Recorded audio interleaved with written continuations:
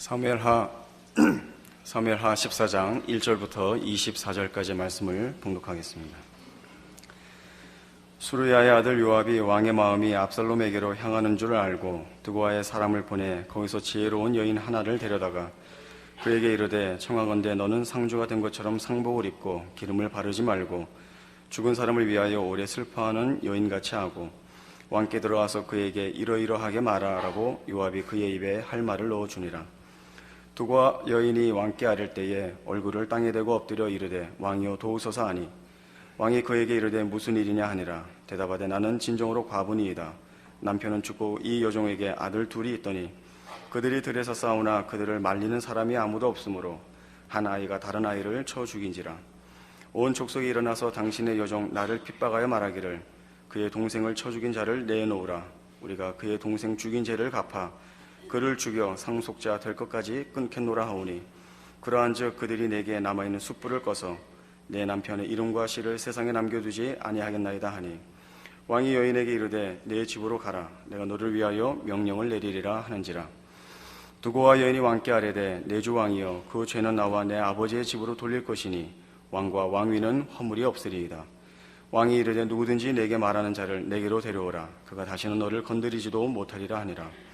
여인이 이르되 청하건대 왕은 왕이 하나님 여호와를 기억하사 원수 잡는 자가 다 더 죽이지 못하게 하옵소서. 내 아들을 죽일까 두렵나이다 하니 왕이 이르되 여호와께서 살아계심을 두고 맹세하노니 내 아들의 머리카락 하나도 땅에 떨어지지 아니하리라 하니라. 여인이 이르되 청하건대 당신의 여종을 용납하여 한 말씀을 내 주 왕께 여쭙게 하옵소서 하니 그가 이르되 말하라 하니라.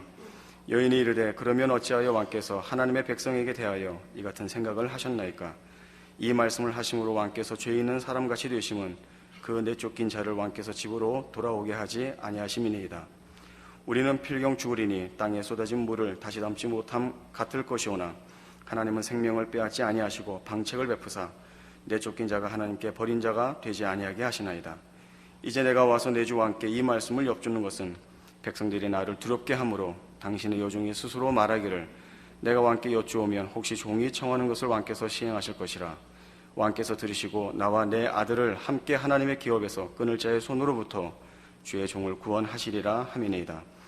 당신의 여종이 또 스스로 말하기를 내 주 왕의 말씀이 나의 위로가 되기를 원한다 하였사오니 이는 내 주 왕께서 하나님의 사자같이 선과 악을 분간하심이니이다. 원하건대 왕이 하나님 여호와께서 왕과 같이 계시옵소서. 왕이 그 여인에게 대답하여 이르되 바라노니 내가 내게 묻는 것을 내게 숨기지 말라. 여인이 이르되 내 주 왕은 말씀하옵소서. 왕이 이르되 이 모든 일에 요압이 너와 함께 하였느냐 하니 여인이 대답하여 이르되 내 주 왕의 살아계심을 두고 맹세하옵나니 내 주 왕의 말씀을 좌로나 우로나 옮길 자가 없으리이다. 왕의 종 요압이 내게 명령하였고 그가 이 모든 말을 왕의 여종의 입에 넣어 주었사오니 이는 왕의 종 요압이 이 일의 형편을 바꾸려 하여 이렇게 함이니이다. 내 주 왕의 지혜는 하나님의 사자의 지혜와 같아서 땅에 있는 일을 다 아시나이다 하니라. 왕이 요압에게 이르되 내가 이 일을 허락하였으니 가서 청년 압살롬을 데려오라 하니라. 요압이 땅에 엎드려 절하고 왕을 위하여 복을 빌고 요압이 이르되 내 주 왕이여 종의 구함을 왕이 허락하시니 종이 왕 앞에서 은혜 입은 줄을 오늘 아나이다 하고 요압이 일어나 구슬로 가서 압살롬을 데리고 예루살렘으로 오니 왕이 이르되 그를 그의 집으로 물러가게 하여 내 얼굴을 볼 수 없게 하라 하매 압살롬이 자기 집으로 돌아가고 왕의 얼굴을 보지 못하니라. 예, 압살롬이 이제 그 형을 죽이고 거슬러 도망가 있습니다. 다윗은 이 문제에 대하여 어떤 결정도 내리지 못하고 그 해결책을 찾지 못하고 답답해하고 있는 장면입니다. 왜냐하면 그 맏아들 암논의 범죄 때와 마찬가지로 압살롬이 그 암논을 죽인 살인 사건에도 다윗은 동일한 범죄자이기 때문입니다.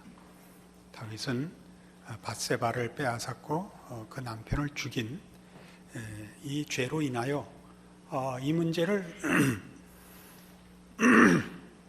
제대로 풀 능력과 위치에 있지를 않습니다. 이것이 밧세바 사건이 가져온 다윗 생애의 중요한 일입니다. 그는 이스라엘의 왕으로 하나님의 통치를 구현해야 합니다. 그는 법을 공정하게 시행해야 될 책임을 지고 있습니다. 그러나 그 법에 자신이 저촉되어 있어서 그 법을 시행하지도 못하고 자신을 처벌하지도 못하고 있습니다. 그런데 이제 압살롬이 이 살인사건을 저지르고 그슬로 도망을 갔는데 문제는 다윗이 이 아들을 사랑한다는 사실입니다. 어떻게 해결을 해야 되는지 참 난처한 입장에 있는데 요압이 그 마음을 알고 드고와 여인을 하나 보내어 이제 하나의 나단이 와서 한 것 같이 하나의 비유를 듭니다. 그 비유는 오늘 본문에 나온 대로 과부된 여인이 두 아들이 있었는데 하나가 싸우다가 그 형제를 죽인 것입니다. 이스라엘의 법대로 하자면 그 살인자는 죽여야 합니다. 이 여인의 호소는 당연합니다. 저가 범죄자인 건 사실이지만 그를 법대로 처리하면 그의 가문이 끊기게 생긴 것입니다. 왕이 그 처지를 듣고 답을 냅니다. 다른 사람으로 하여금 내 아들을 손대지 못하게 하리라 라고 약속합니다. 나단 때도 그랬죠. 그 이웃집에 어린 양 하나 빼앗은 부자 얘기를 듣자 어떻게 그럴 수가 있단 말이냐라고 했던 것처럼 이번에도 정답을 끌어냅니다. 그러자 여인이 그런데 왕은 왜 그렇게 안 하십니까? 라는 반문에 할 말을 잊고 맙니다. 그리하여 중요한 결단을 내리게 됩니다. 법을 어기는 한이 있어도 아들은 살리고 보자 해서 압살롬을 용서하게 되는 것이 오늘의 본문입니다. 우리가 이해하기 좋게 이 문제를 법과 생명이라 이렇게 얘기할 수 있습니다. 법이 먼저냐 생명이 먼저냐 하는 얘기가 되죠. 법은 생명을 보호하기 위하여 있는 것입니다. 그런데 잘못하면 법이 생명을 해할 수도 있다 하는 교훈을 주죠. 여기서 생명은 다만 이 생물학적인 생명체를 얘기하는 것이 아니라 성경에서 얘기하는 생명은 하나님이 당신의 형상을 허락하여 그의 영광으로 목적하고 사랑한 존재입니다. 우리 인간들이죠. 그러니까 하나님이 사랑하는 존재입니다. 그러니까 쉽게 해서 사랑이 먼저냐 법이 먼저냐 그렇게 얘기할 수 있는 문제가 되죠. 사랑이 먼저입니다. 그래서 뭐가 도입되느냐? 용서라는 것이 도입되는 것입니다. 우리는 이 용서라는 문제를 참으로 깊이 이해해야 합니다. 용서란 인간이 법대로 다 살 수 없다는 걸 인정하는 겁니다. 또한 법대로 살 수 없다는 것은 그것보다 더 고급한 그 존재인 생명을 혼자의 힘으로 유지하거나 보존하거나 하나님이 목적하신 결과에 이르게 할 수 없다는 것을 의미합니다. 법이 생명이 아닙니다. 생명을 보호하기 위한 수단도 만족시키지 못하는 존재가 그것이 보호해야 되는 더 중요한 본체인 생명을 보존하고 보호하고 승리케 하는 데는 턱없이 부족하다는 것을 아는 것이 용서를 낳는 것입니다. 그러니까 누구를 용서한다는 것은 상대방의 한계를 인정하는 것이요, 이해하는 것이요, 그 인정은 자신도 용서받아야 하는 존재라는 것을 인정하는 것입니다. 그러니까 누구를 용서한다는 것은 자신을 용서하는 것 위에만 섭니다. 우리는 이 사실을 예수님이 가르치신 기도문에서 배웁니다. 우리가 우리에게 죄 지은 자를 사하여 준 것 같이 우리 죄를 사하여 주옵소서라는 기도를 우리가 주께 배우고 있는데 피상적으로 읽으면 우리가 은혜를 베푼 것만큼 우리에게 은혜를 베풀어 주십시오로 들립니다. 그러나 이 기도의 귀한 점은 사람끼리 사이에도 우리는 서로에게 용서를 받아야 할 만큼 부족한 존재입니다. 하물며 하나님 앞에 서겠습니까? 라는 의미입니다. 사람끼리도 우리가 용서해야 되는 것은 저 사람만 나한테 잘못하는 것이 아니라 나도 누구에게나 잘못할 수 있다는 걸 알기에 우리는 용서하는 것입니다. 우리가 서로 용서할 수밖에 없는 존재라면 하나님 앞에야 더욱더 그렇죠. 우리는 용서를 구해야지 하나님 앞에 권리 주장을 할 만한 존재가 되지 못합니다. 그것이 이 기도문을 낳고, 그래서 이 다윗이 압살롬을 용서한다는 것은 다윗이 자신이 용서받아야 할 존재라는 것을 하나님 앞에서 깊이 깨우친 것을 말합니다. 우리는 이미 그 앞에 암논 사건에서 인간이 기독교 신앙을 갖는다는 것이 종교라는 이름으로 윤리와 도덕을 상회하는 어떤 인간의 고급함이나 인간의 어떤 수준을 과시하는 것이 아님을 배웠습니다. 밧세바 사건을 통하여 다윗이 깨우친 것은 암논이 범한 범죄가 자신의 범죄와 같은 것이며, 그래서 하나님의 백성으로 살며 하나님의 법을 지키며 거룩하게 살아야 한다는 것이 우리의 능력으로 되어질 수 없다는 것을 깨우치는데 밧세바 사건의 가치가 있는 것입니다.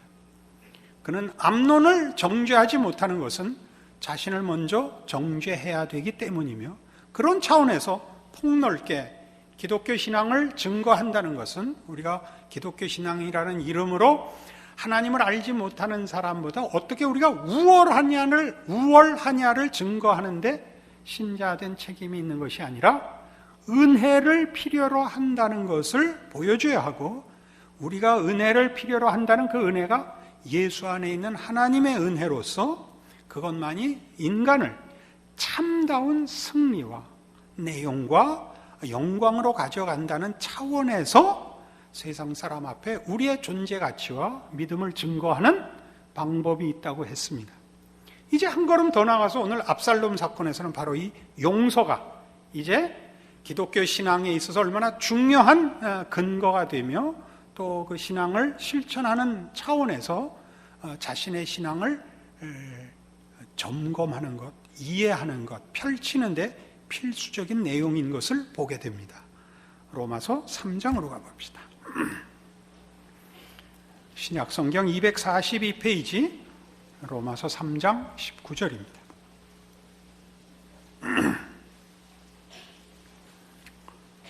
우리가 알거니와 무릇 율법이 말하는 바는 율법 아래에 있는 자들에게 말하는 것이니 이는 모든 입을 막고 온 세상으로 하나님의 심판 아래에 있게 하려 함이라.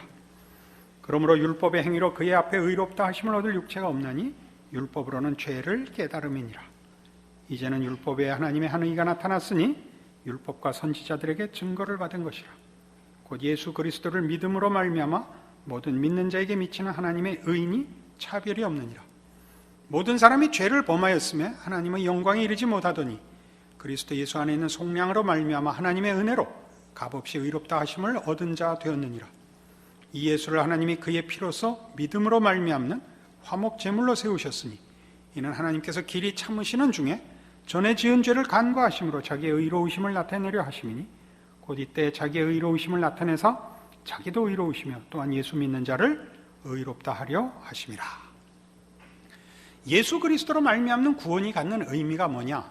우리는 대부분 다 이 본질적인 구원에 관한 성경의 가르침에 대하여 이해가 있고 신앙 고백이 있습니다. 그러나 그 내용은 참으로 깊고 넓습니다. 예수를 믿어 구원을 얻는다, 맞는 말씀입니다. 그 예수를 믿어 구원을 얻는다는 그 말 속에 얼마나 깊은 기독교 신앙의 뿌리와 그 본질이 있는가 하는 것을 오늘 이 말씀을 조금 더 깊이 이해하여 확인할 필요가 있습니다. 서두에 말씀드린 대로 하나님은 우리를 자기의 형상대로 지으셨고 우리를 사랑하는 대상으로 삼으셨습니다. 그리고 이 생명체를 보존하기 위하여 율법을 주셨습니다. 그러나 우리는 그 율법을 만족시키지 못하고 있습니다. 율법을 만족시키지 못하고 있다는 것은 우리 본체인 우리 생명체 하나님의 사랑이요 하나님의 영광인 하나님의 창조물로서의 우리 존재에 대한 우리의 책임과 의무를 능력으로나 또는 지혜로나 또는 믿음으로나 제대로 지키지 못하고 있는 현실을 증거하고 있습니다. 하나님께서 우리를 구원하기 위하여 그 아들을 보내십니다. 그 아들을 보내신다는 것이 무엇을 의미하는가 할 때 25절에 보는 바와 같이 이 예수를 하나님이 그의 피로써 믿음으로 말미암아 화목 제물로 세우셨으니 이는 하나님께서 길이 참으시는 중에 전에 지은 죄를 간과하시고 구원을 이루신 것이라 그렇게 말씀합니다. 우리의 못난 것을 심판하지 아니하시며 형벌로 갚지 않으시고 법의 기준에 모자란 우리를 법대로 처벌하지 않을 뿐만 아니라 법으로서는 할 수 없는 또는 법이 목적하는 바와 달라 보이는 궁극적으로는 같은 보호해야 하는 생명체를 승리케 하기 위한 구원을 예수 그리스도로 말미암아 허락하십니다. 가장 기본적인 것은 법에 저촉되고 법에 못 미치는 우리를 용서하시는 것으로 이 하나님의 우리를 향한 사랑을 이루시는 것입니다. 그러니까 사랑이 용서, 은혜, 복주심, 구원 그 위에 있는 것입니다. 그러니까 이 모든 것을 동원하여 하나님은 우리를 향한 당신의 사랑을 지켜내고 계시고 또 영원히 지키실 것입니다. 이것이 기독교 신앙을 성립시키는 근거들입니다. 하나님은 우리를 사랑하십니다. 사랑해서 그 아들을 주셨습니다. 맞습니다. 그 아들을 주신다는 게 무슨 의미냐라고 생각할 때 오늘 우리가 확인해야 하는 것, 우리가 자기 자신이 용서받을 필요가 있다는 것을 깊이 깨우치는 데서부터 출발해야 된다 이겁니다. 우리는 법적인 차원에서도 죄인으로 정죄받아 마땅하며 하나님께서 우리를 법대로 처리하셔도 할 말이 없는 죄인입니다. 그 법대로 처리하시기를 거부하시고 용서하시며 용서하여 죄 지은 것을 무효화하는 정도가 아니라 원래 목적하신 사랑을 이루기 위한 모든 복들을 허락하십니다. 그러니까 구원이란 하나님이 우리를 향하여 가지신, 우리를 창조할 때 가지셨던 그 목적, 우리를 향한 당신의 기쁘신 뜻을 이루기 위하여 동원하시는 하나님의 불변하시는 사랑의 손길들이요, 의지요, 그 목적을 이루어내고 계시는 하나님의 일하심입니다. 그래서 우리는 이 모든 것들을 말하자면 용서로부터 출발하고 다른 말로 해서 은혜를 구하는 것으로 출발할 수밖에 없고 그것이야말로 사랑으로 가는 유일한 길임을 알아야 됩니다. 어떻게요? 이런 식입니다. 기독교 신앙은 지금 계속 강조하다시피 가장 큰 특징이 사랑입니다. 그 사랑은 하나님 사랑, 이웃 사랑으로까지 확대되도록 요구받고 있습니다. 이웃 사랑이 뭔데요? 내가 예수를 믿고 하나님의 사랑을 받았으니 나도 이 사랑으로 이웃을 사랑하자. 옳은 말입니다. 그 의미는 좀 더 분석할 필요가 있습니다. 조금 전에 설명드린 대로 하나님은 우리를 사랑하사 그 사랑을 포기하시지 않는 분, 보류하시지 않는 분, 변개치 않으시는 분으로서 구원을 허락하시며 모든 은혜를 허락하시며 모든 수단과 방법을 또는 열심을 다 동원하시는 분입니다. 우리의 조건은 어떤데요? 우리는 가장 우선적으로 용서부터 받아야 되는 존재인데요. 그러니까 우리가 우리 이웃을 만날 때 그 이웃을 사랑해야 하는 이유가 뭐냐? 그러면 하나님의 사랑을 입은 우리가 하나님의 사랑 때문에 복을 받고 승리하고 영광의 자리로 가는 것입니다. 하나님의 사랑의 대상이기 때문에 세상은 자기가 사랑하는 자에게 이것을 주지 못합니다. 우리가 만나는 이웃이 하나님을 모른다면 그가 하나님의 사랑을 입은 자인데 아직 모르는 자로 그를 대접해야 되는 것입니다. 하나님은 모두를 사랑하십니다. 그렇지 않았다면 우리가 구원을 얻을 수 없었던 것 아닙니까? 이 사실을 알기 때문에 우리에게 약속된 하나님의 사랑이 은혜와 용서로 출발하고 있다는 걸 알기 때문에 이웃에 대한 우리의 사랑도 그를 용서하고 그에게 하나님의 은혜가 필요하다는 것을 인정함으로써 지금 그가 가지는 능력이나 자세나 태도를 가지고 정죄하지 않는 것, 이것이 이웃사랑입니다. 그렇지 않고 우리 마음이 뜨거워지고 주의 일을 성취하리라 하는 의욕과 열심으로 나아가면 이웃 사랑할 수 없습니다. 그때는 그것이 우리가 가지는 우월감이 되고 맙니다. 우리는 이런 사실은 우리의 신앙 실천 속에서 얼마나 자주 맞닥뜨리게 되느냐 하면, 우리가 우리의 신앙을 바로 이 하나님이 나를 사랑하신 것이 그 사랑을 이루기 위하여 용서가 있고 은혜가 있고 구원이 있고 모든 능력이 동원되고 있다는 사실을 간과한 채 명분과 이상으로서 기독교 신앙을 가질 수 있다는 사실에 늘 조심해야 됩니다. 명분과 이상이라는 것은 종교라는 것을 자기의로, 자기의 남다름으로 확인하려고 수단으로, 명분으로 동원하는 것을 말합니다. 신앙을 이상과 명분으로 가져가게 될 때에는 그 말하는 것이나 열심에 있어서 차이가 없습니다. 진정한 신앙인지 이게 자기 증명에 불과한 사랑인지의 구별을 우리가 할 수 없습니다. 그러나 그것을 판단하는 중요한 기준이 하나 있습니다. 그것이 이상이고 명분일 때는 거기엔 이상하게 웃음이 없습니다. 웃음이 없습니다. 참으로 놀라운 기준이죠. 웃음이란 뭐죠? 사람 사는데 웃음이란 뭐죠? 인간의 실수를 봐주는 것이 웃음입니다. 웃음이 있다는 것은 누가 한 실수를, 네가 지금 실수했지만 그 실수는 너도 할 수 있고 나도 할 수 있는 것이다를 알고 넘어가 주는 것이 웃음입니다. 그러나 이상과 명분으로 갈 때는 그 분위기에는 웃음이 없어집니다.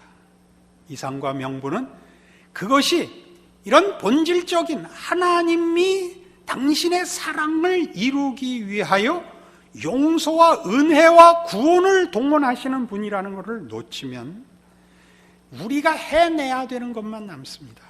이상과 명분이 각자의 의욕과 능력의 증거로서 동원되면 거기는 자랑과 정죄만 남습니다. 그러니까 뜻밖의 신앙 공동체 안에 이 부작용이 또는 이 오해가 늘 있습니다.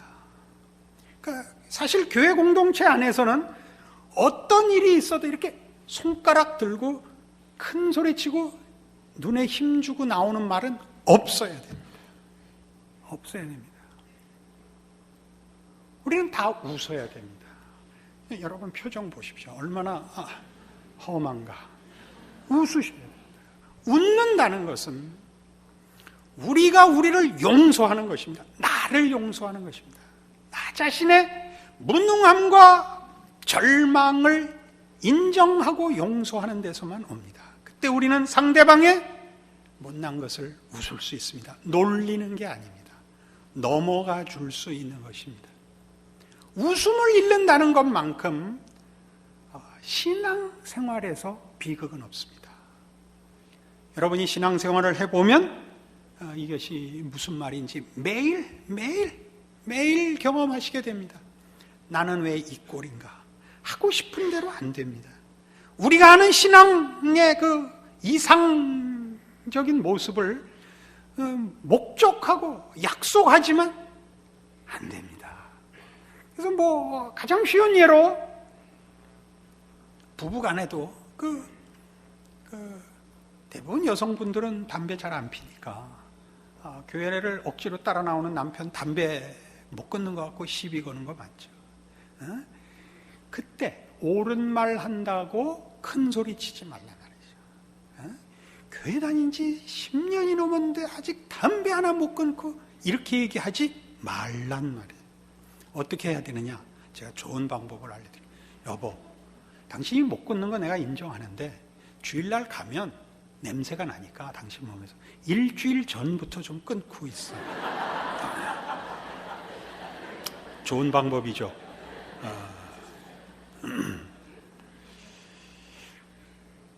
우리가 하는 얘기들은 이런 이해 속에서 있어야 됩니다. 이런 이해가 뭐라고요?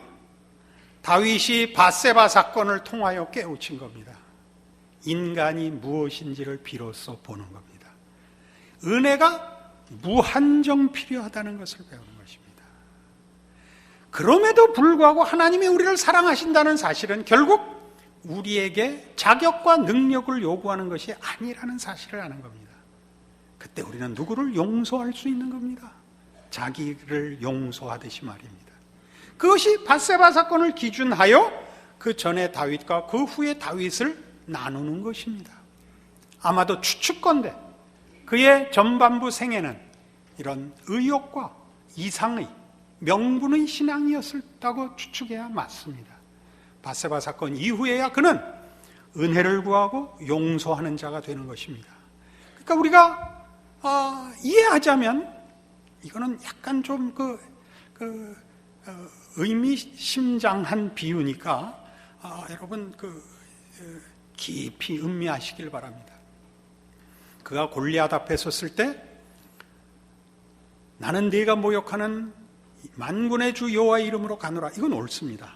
이건 대단히 옳은 거지만 우리가 이걸 이대로 우리의 실천에다 인용하면 안 됩니다. 믿지 않는 사람만 만나면 넌 골리앗이고 난 다윗이다 이렇게 나가시면 안 됩니다. 다윗이 그때 나갔을 때는 그것이 원색적인 구별을 하는 자리입니다. 원색적인 구별이라는 것은 모든 인간은 예수를 믿어야 하고 예수 외에는 다른 구원의 방법이 없다.